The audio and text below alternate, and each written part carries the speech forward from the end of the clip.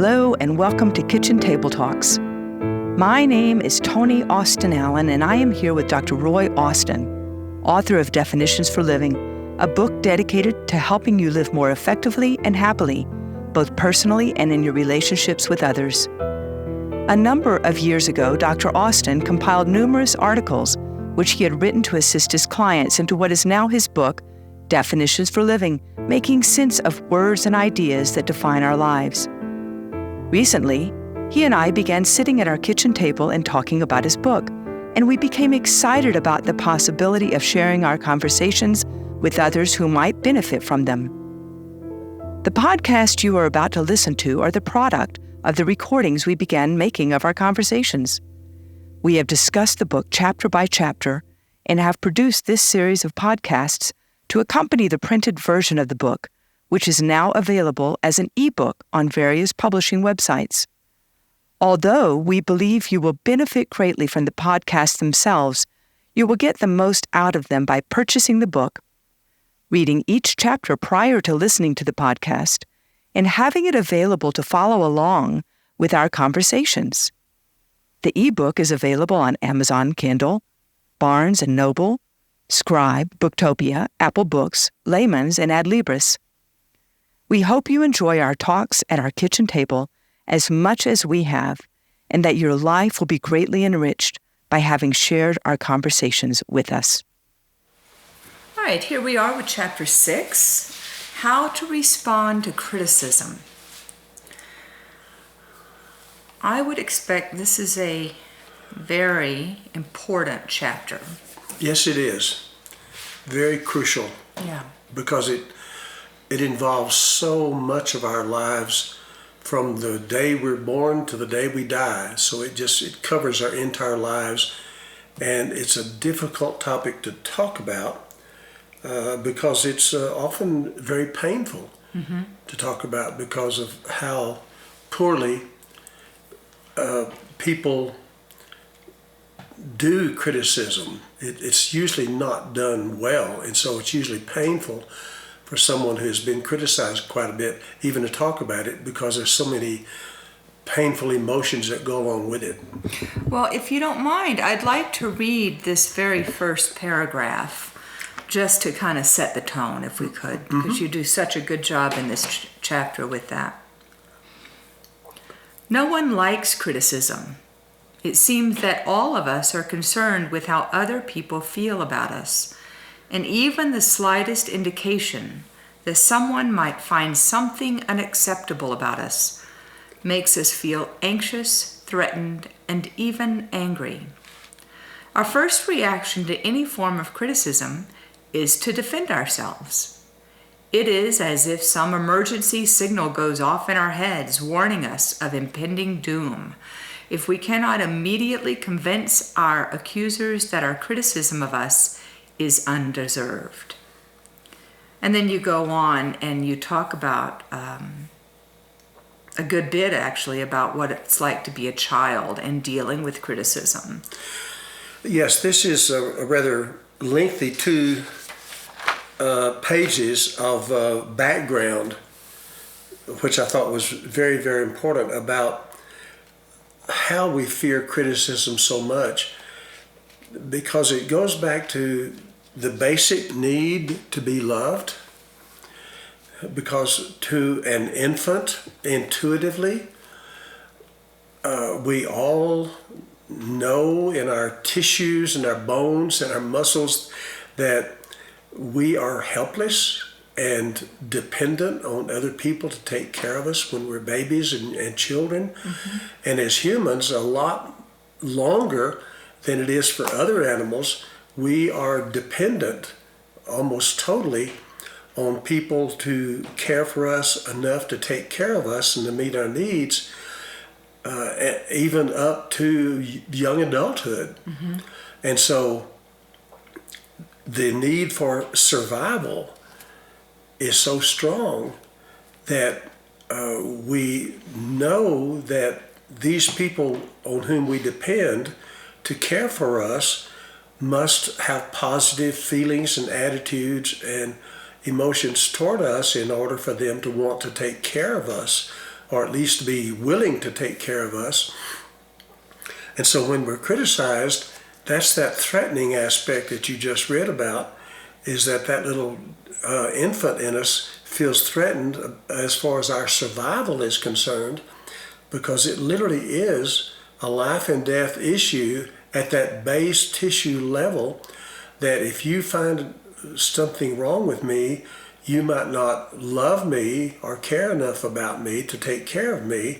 So this is where we get very, very scared and defensive because of our dependency on other people, primarily beginning with our parents, of course, or those who do parent us in certain ways, maybe grandparents or school teachers or other people in the community that take care of children.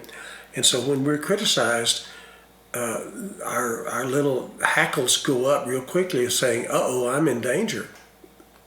Mm-hmm.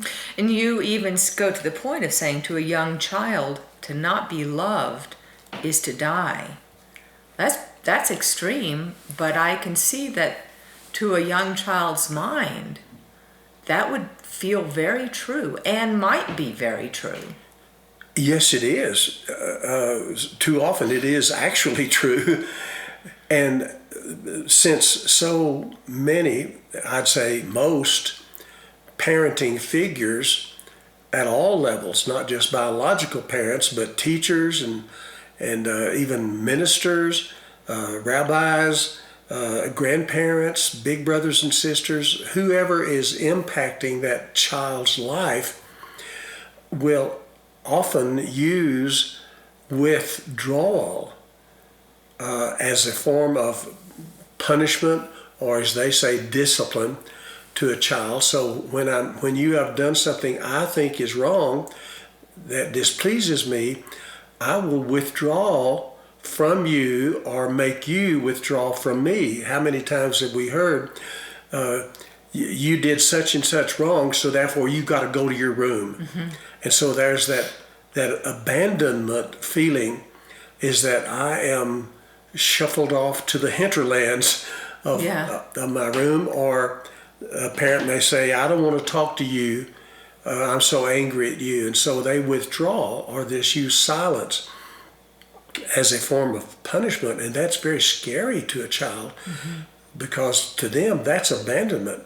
And the fear of abandonment is that greatest fear of not being able to survive on my own. Yeah, and you say it right here. Rejection was most difficult when it came from those whose love we needed the most. And it's easy to kind of dismiss, let's say a cashier at Walmart who is not in a good mood, doesn't treat us well. But when somebody that loves us is rejecting us, that can go very, very deep. Or another way of putting it, someone whose love we need. Right, right. Who's supposed to be loving us and taking care of us.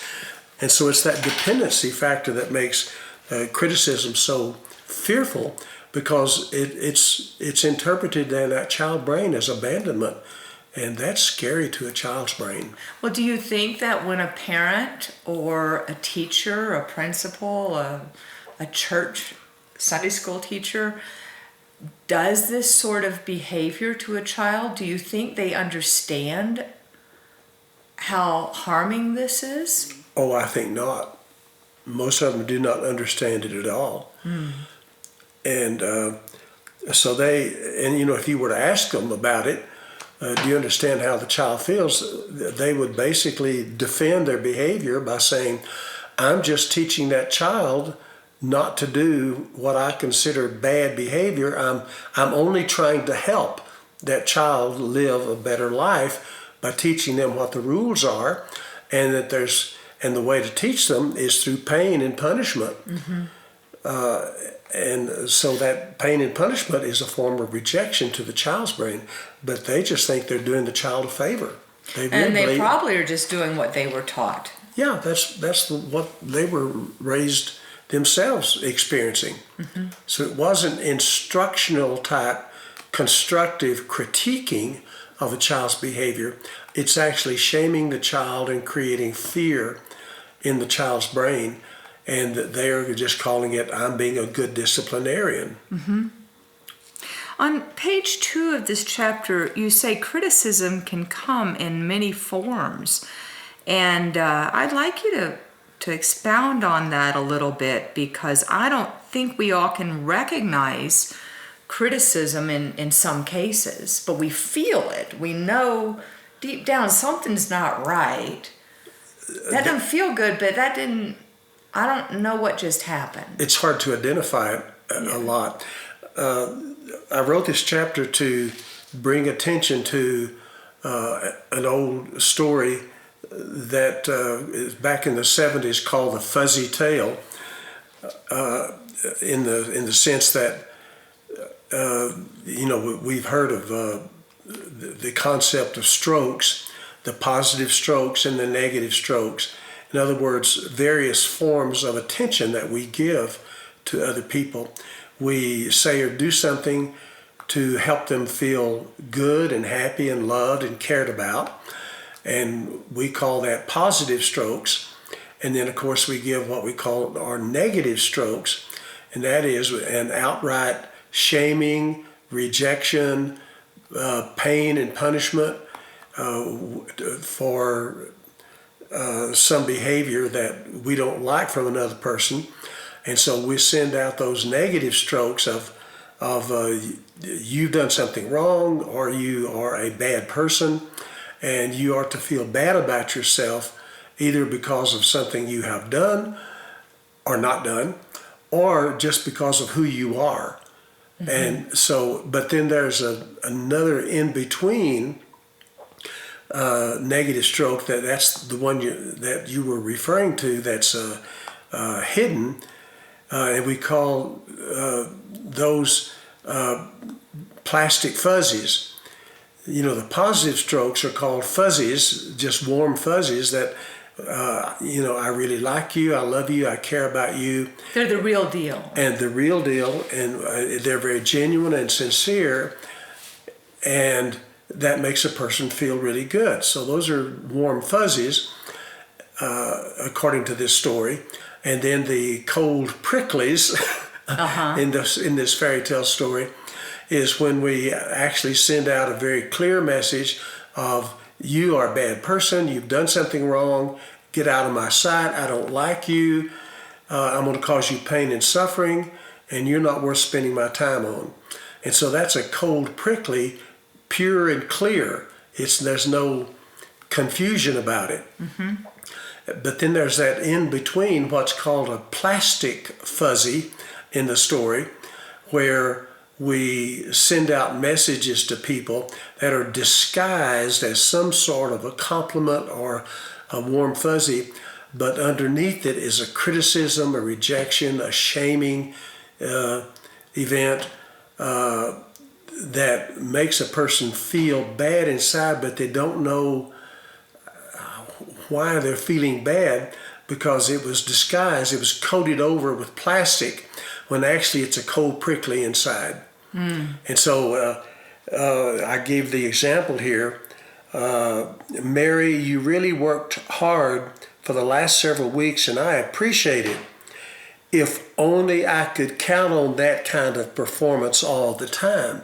So they slipped in that criticism and shaming behavior on top of or included in what was supposed to have been a genuine compliment. And so we get that a lot. So criticism can take all forms. It can be very direct, and it can be very indirect and nebulous and hard to pinpoint. But like you said, inside your gut tightens up and you feel bad.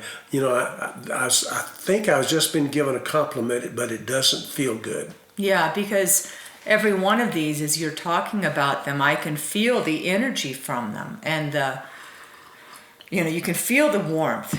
You can feel the prickliness. And then you can feel the confusion. Yeah, mixed messages. Mixed messages. And those are the tough ones, especially for a child. When they get mixed messages like that, and parents send mixed messages all the time.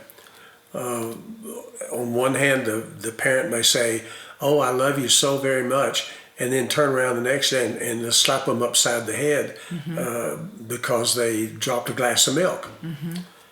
And so that's a really mixed message that parents send because they don't know how to send clear messages of love. They have all kinds of conditions and rules and expectations that are punished and shamed when the child breaks the rules. I see. And so how do we handle, I mean, the warm fuzzies are easy. We all like warm fuzzies. But we also get just as many cold pricklies and what'd you call them? Plastic fuzzies. Right. We get a lot of those in life, and we hand out all of this as well. How do we handle this array of criticism, whether it be in the sickly sweet? I like to think of it like a peach. You know, it's nice and fuzzy on the outside, and then on the inside is a big old hard pit. That's a good metaphor. I mean, almost with the cold pricklies, you just go, oh, I just need to go the other way. Right. But with the other, it's how do you handle all of this? Well, that's what gets us into the next page on how to respond to criticism. But the first part of handling it is to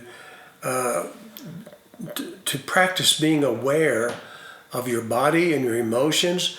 And when something doesn't feel right, doesn't feel good, even though it's couched in something that's supposed to be a warm fuzzy, is to pay attention to that and not ignore it or push it underneath the carpet, but to actually confront the situation and to say, I'm not really sure, it sounded like a compliment, but by the tone of your voice or by something else you said right after that, it sounded like that there was something about what I have said or done that displeases you or angers you or something. Can we talk about it? So you actually bring it out in the open and air it out rather than trying to ignore it or just swallow it. That takes a lot of, and I'm going to steal it from your book, it takes a lot of sense of self-worth, healthy self-esteem. That's a tricky thing because if you are used to rejection or criticism for a long time in your life, that really does a number on your self-esteem. Yes, it does. So to be able to turn it around it must take a lot of practice. It does, and later on, in the book, as we talk about a very, very important chapter here on how to develop a healthy self-concept, we'll be talking about that as adults, we have the opportunity as well as the personal responsibility to help ourselves and to develop the skills of feeling good about ourselves as human beings so that we have that center core of us that thinks we're okay, that believes we're okay, so that when we do sense or experience criticism, we don't bind up and shut down or get angry and defensive because our self-esteem is threatened, or we're afraid of not being loved by this other person or cared about by this person or approved of by this person. And so therefore we can have the courage to open up those discussions because we feel centered and cored within ourselves as humans. So that's one of the first steps of handling criticism well, is to feel good about yourself basically and fundamentally. And you end, before you go into the guidelines, you end with this one phrase I'd like to read. To the extent that we can believe in our inherent worth, we will be much more able to respond, and you bold that, appropriately to the criticisms of others rather than simply reacting out of fear and anger. Yes. That's very important. And that's been an underlying theme through these previous chapters, I've noticed. Yeah, several of my chapters are headed with the word respond. How to respond when you're not believed. In this case, how to respond to criticism. So response is when you are thinking ahead, you are in charge of yourself, your own emotions. You're not being manipulated or jacked around by the other person, and they're not controlling the agenda. But you take charge of the conversation in a very healthy, non-offensive way. But you know what's going on.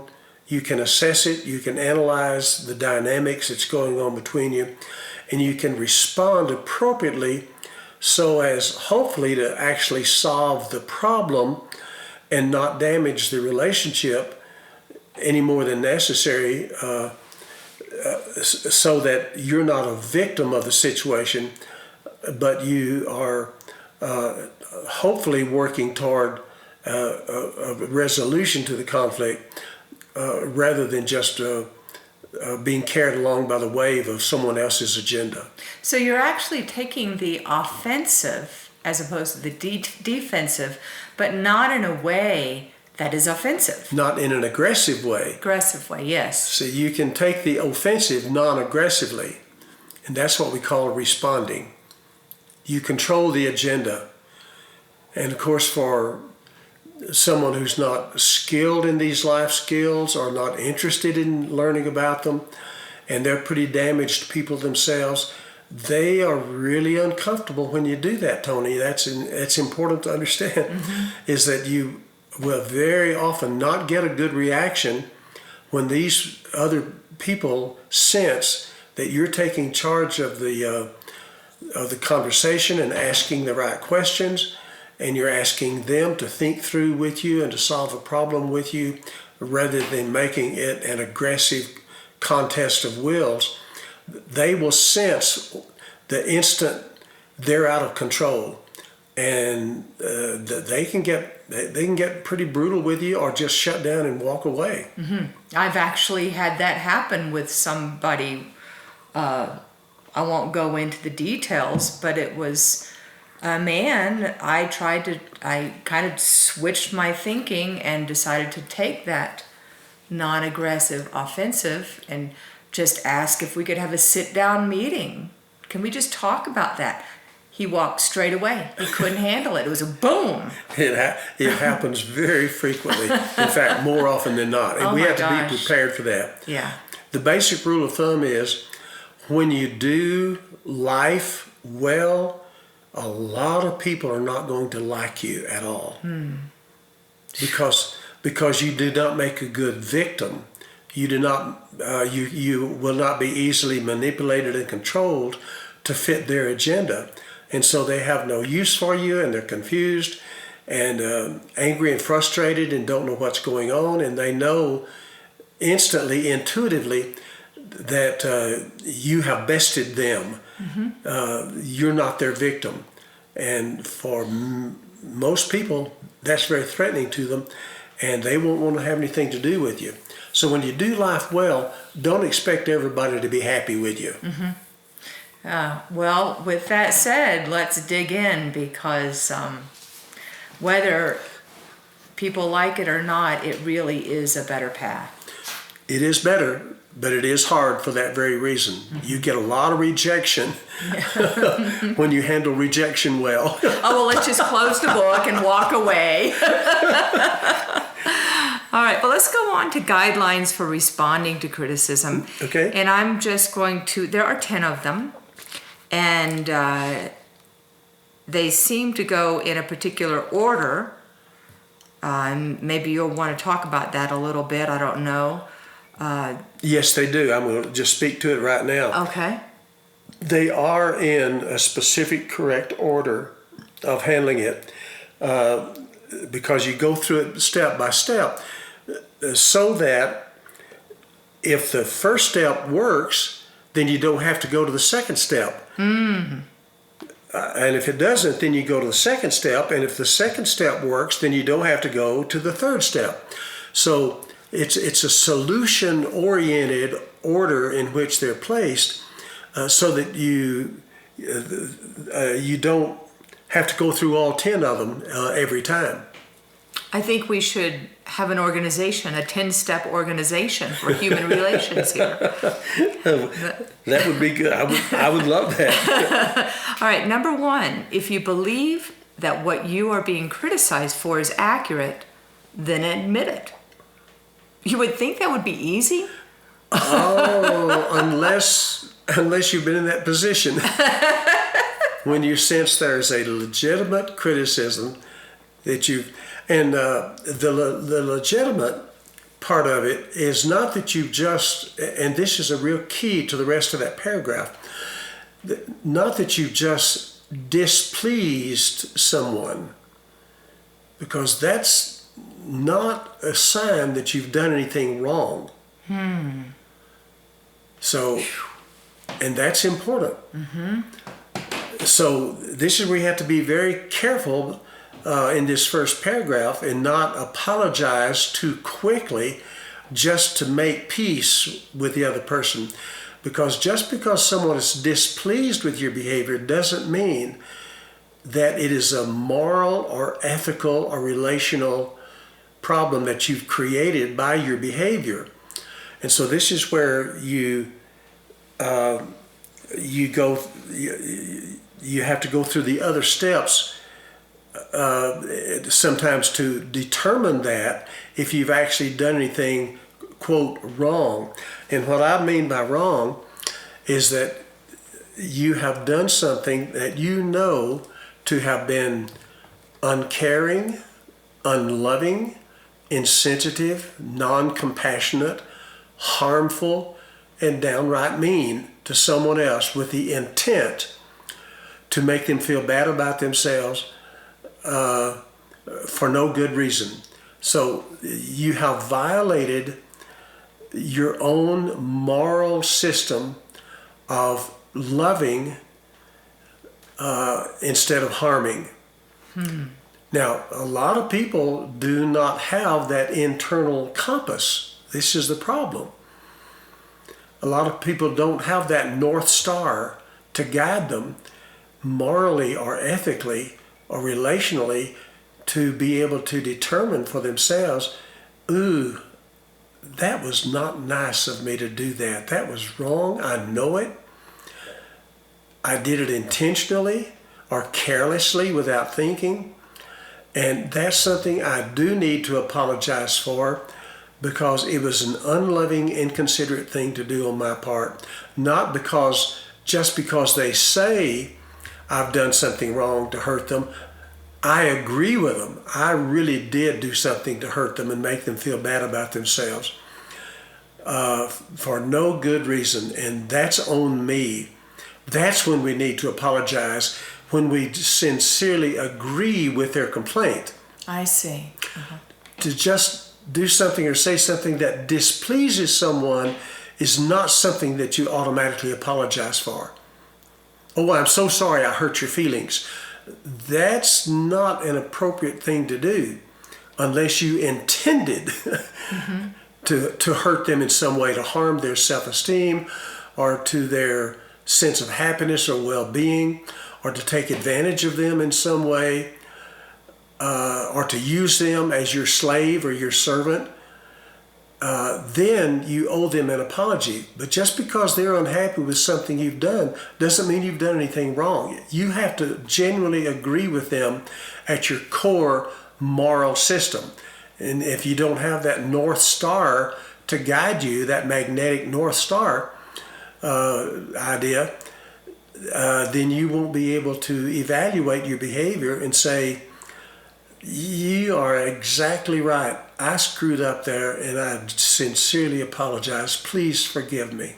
So you could do it by accident, not with the intention, but maybe out of bad habits. Carelessness. Not thinking it through. Yeah. And so that wouldn't necessarily have been to intentionally harm them, but and you're saying you don't apologize unless you intentionally harm, but sometimes our bad habits or carelessness, we do hurt people, and in those times, I might sense oh gosh, it's not what I intended. I'm so sorry. That is that not appropriate? It is appropriate. It is, okay. Yeah, that's why I say if you do it carelessly, I see.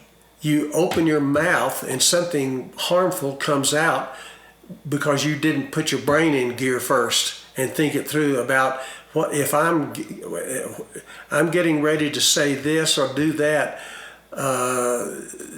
What's my intention here? Am I doing it deliberately to hurt that person, to make them feel bad about themselves?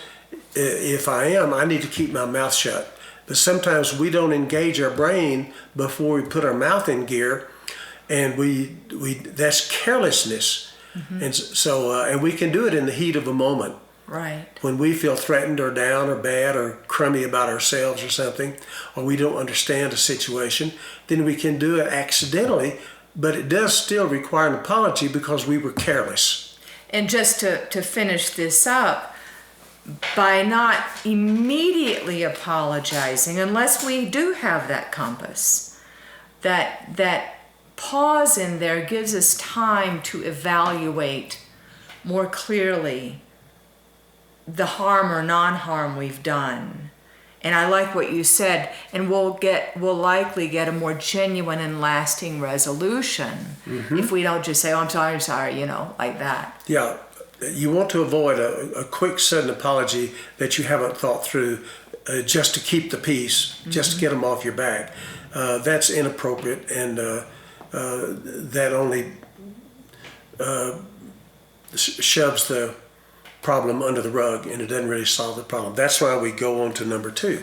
Okay, and number 2, as a first reaction, do not argue with or attempt to prove your accuser wrong. This may be more difficult to resist than you might expect. No, it's not that difficult to. I get that. It just comes out. But that is so true.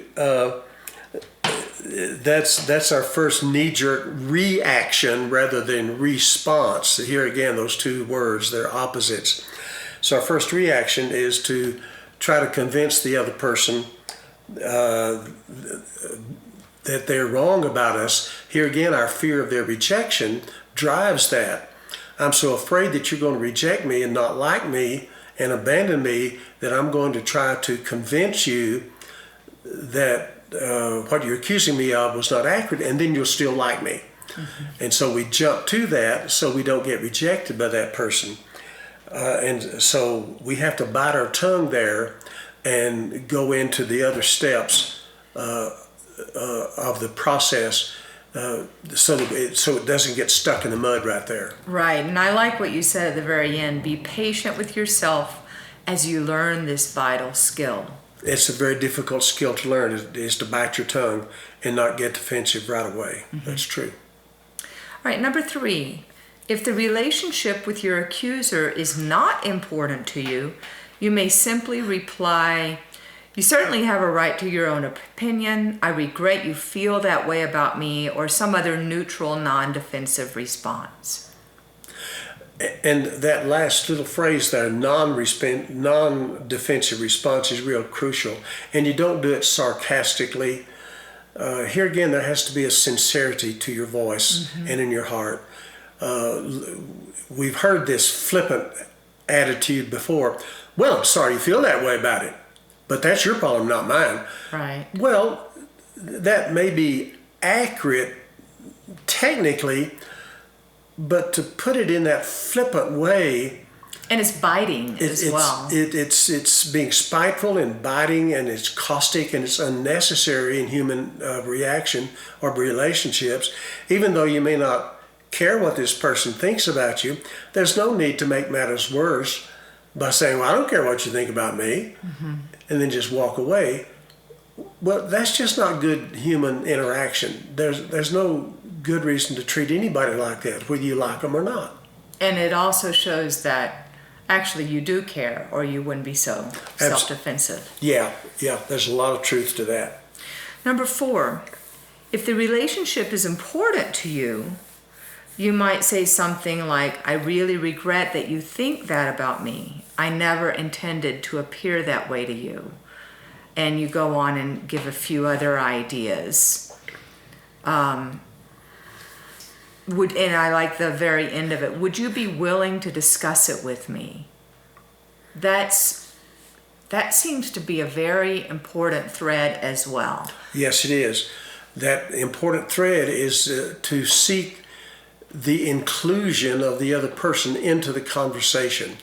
You want to pull them into a dialogue to solve a problem, not just to defend yourself or to make them feel bad for accusing you, but just to say, and here again, I'm aware that this is rather technical, formal language, like I regret you feel that way about me. More than likely it'll come out something like, oh gosh, I'm sorry that you were offended by that. That really bothers me because I value our relationship. Could we talk about this for a minute? Because I don't want what I said or did to hurt our relationship unnecessarily, and I really mean that. So you have to have that sincere tone in your voice, and not in a formal type thing. Well, I regret that you feel that way about me. So you say it with heart. That's the key. But the point here is you ask that person if they will talk with you about the issue. Again, coming back to the relationship is more important than being right. Exactly. Over and over again, you'll see that theme through here. Number 5, if your accuser agrees to discuss it with you, and then you go on and give some possibilities here. Talk about where you go from there. Well, this is the information gathering process when you get down to step 5. Here again, you have to be honest about it and really want to understand their perspective, their interpretation of the situation that they feel offended about or hurt about. And you have to have that sense of integrity about your tone of voice and your facial expressions, of saying, I really want to understand it from your perspective. I sort of maybe have a hint of it, but I need you to clarify for me. How was it that you interpreted what I said or did that was that really got to you there? Talk to me about that, will you? So you're genuinely, honestly asking them to give you their perspective. You're trying to walk in their shoes a little bit, as the old proverb says, and never judge a person until you walked in their shoes for a mile. So you want to get inside their head in a loving way of saying, I really want to know how you're hurt by what I said or did. That's important to me. And what you're really doing is softening the situation. You try to soften it all the way through here so that their defense walls don't go up or they don't get aggressive. So it's a disarming approach to it all the way through, step by step. Number 6, when the criticism is in the form of a label. Boy, there's a lot of that right now. Yes. From the household all the way up to the nation and beyond. Yes. Labels are really damaging. They're not only damaging, but they're confusing. They shut down conversation. They're not clear. They don't provide accurate information. So labels are just bad all the way around. They're very childish because when we're children, we don't understand our emotions very well, so we start name calling. It's kind of like adult name calling. It is, yeah. And the approach that you take in a situation like that, Tony, is the basic rule of thumb here is do not react to the label in an accusatory way or a defensive way or a counterattack way. The way you respond to a label is by saying, I really don't like being labeled, Can you give some examples of labels real quickly? Yes, you're being a real jerk. That's just a label. Or you're so insensitive. Or you are being so impatient. So, and the list can just go on and on and on. Or you're worthless. It's really going after our character. Yeah, we're attacking the person rather than focusing on solving the problem. So when there are labels being thrown about, that is harmful. That is an attack. Yes, it is. There's nothing constructive there. Nothing constructive at all about a label. And so, like saying you're a loser or you're a failure, those are labels. They're generic, vague put-downs to shame the other person rather than really solve the problem. And it's attempt to throw people off, to make them feel bad, to put them down, and to take the spotlight off the real problem. And sometimes people don't do that intentionally. They do it ignorantly because they have not been trained to be good communicators. And so this is where I mentioned here to some extent, lengthily in this number 6, is that you often will have to train the other person into how to change the label into an actual description of behavior. What have I said or done? Could we just put the label aside for a minute and tell me what I said or did that offended you, that you're calling yada, yada, yada. So sometimes they have to be educated, and sometimes they'll just look at you like you've got 3 heads because they themselves have never thought it through and they don't know how to use behavioral language. What happens if they don't know how to communicate more clearly and they just keep throwing more labels at you? You simply repeat the process and you're saying, well, I'm hearing more labeling and just put downs, but I'm not hearing any specific behaviors that you're offended by or that you don't like. Could you think about that for a while? And when you can put into words what I actually said or did, and so that that's measurable, I'll be glad to talk with you about that, and then we'll see what might be helpful here. It might be a time for a separation for a little bit, just to have things cool down. Yeah. We can talk about it later tonight or tomorrow, whenever you're ready. So I'm not shutting down the conversation. I'm just saying, as long as you're going to be labeling me and trying to make me feel bad about myself as a person, I'm not going to talk to you about that. I don't mind your criticizing me. I'm open to that.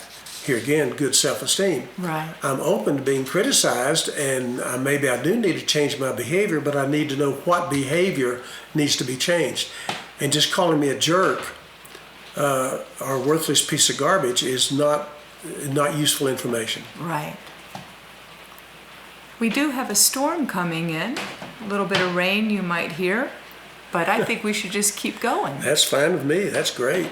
I might have to get up and adjust a couple of things so the rain doesn't come in, but we'll just keep going. We're almost done. Okay. Number 7, it may be appropriate to ask your accuser what you would need to do differently for him or her to feel better about you. Wow, that's really asking a lot of the accuser. Yes, and here again, sometimes they can put that into words, and sometimes they don't know. And here again, you got to be real patient with them and compassionate toward them. Is that most people are not trained in these skills. They do not know how to communicate well. So you have to be patient with them. But the main point here is you ask the person, instead of my having done that or doing that again in the future or saying that, what would you like instead? what would you have liked for me to have done instead, that in the future that's what you want me to do differently? So you ask them to think positively. Now, there's an important point here, Tony, is that just because you're asking them that question doesn't mean you're obligating yourself to do it. That's important. That's very important. And you need to communicate that to them. Say, I want to hear what you want me to do differently that will speak to that criticism, but I'll have to think about it and decide for myself if that's a behavior that I'm willing to change. Because here again, may just be something they're displeased with, and yet maybe not anything you need to change at all. Mm-hmm. Mm-hmm. So you don't automatically commit yourself to change just because you're asking for that information. I see. A lot of times you say, well, tell me what to do and I'll do it. Right. That's crazy. Don't ever make that kind of a promise. Yeah. You find out first. Number 8, if an agreement is not possible, you may want to ask how this unresolved issue will affect the relationship. So I can see why this is number 8, because that's getting to some serious stuff. Mm-hmm. Mm-hmm. Yeah, and sometimes an agreement is not possible. Sometimes I might say, well, I understand why you may want me to do that differently, but that's just not something that I feel comfortable doing or that I feel is really necessary. I know you're displeased with it, but that doesn't necessarily make it wrong, and I'm not willing to change that behavior. So I'm not sure how that's going to affect our relationship, if at all. So I need to know what's at stake here. What's going on here if I say no? Wow. And then that leads us to number 9. Well, they may say, well, if you don't change that, our relationship is over or something, and you may have to take that risk. Yeah. Well, number 9 is yet again really testing our ability for self-control and self-worth. Resist the temptation to counterattack with your own criticism or labels. I've rarely seen this. I've rarely seen somebody resist. Yeah, usually we get into this, you fight fire with fire. Right. You criticize me, well, let me tell you, I find plenty wrong with you, and I don't mind using this as an opportunity to tell you about your screw-ups and your mess-ups. Mm-hmm. Let me tell you what's wrong with you. So we try to sidetrack the issue by throwing in our own complaints or creating another complaints. Well, you just do the same thing. No, don't point the finger at me. You do it too, and so we try to throw them off the track, and that's very unkind and very inappropriate to do that. You see that in divorce proceedings all the time. It's just, it can get maddening. Yes, it gets into that war of the roses. Yes. People throwing rocks at each other and never sitting down and really sticking with the issue at hand. And it just escalates and makes everything worse. Yeah. Number 10, if in fact you do have a complaint of your own, save it till later. That makes so much sense. Yeah, don't coattail on someone else's complaint toward you. Deal with that at the own hand, and see if you can get to a resolution there. And then at some other later time, come back with your own complaint. But don't try to have a tit-for-tat power struggle at that particular time. That's just inappropriate. These are brilliant, actually. I have to tell you, they're brilliant, and I love the way they are layered. So if you could just conclude for us how maybe some experiences or your own experience with this, or what you've seen, how it works, just to conclude, to give us the inspiration to really work on this. I think this is a crucial chapter. Thank you. I appreciate that. The most important issue here, like you said early on, is to focus on doing what at least you can do, even though you have no control over what the other person does. but seeing what you can do to preserve the relationship if it is important to you when you're criticized, and go through these 10 steps carefully, read them, practice them, and you'll be fairly good at some of them some of the time. But here again, with most other things, it gets better with practice. But the most important thing is to value the quality of the relationship rather than winning a contest, or just trying to do whatever it takes to make that other person feel good about you. So by going through these 10 steps sincerely and honestly and with compassion, you'll stand a much better chance of responding to criticism rather than either just giving into it and kowtowing and making peace any way you can, or getting angry and defensive. So I want to end just by actually reading this conclusion. Yes, please do. Remember that for most of us, handling criticism well is difficult.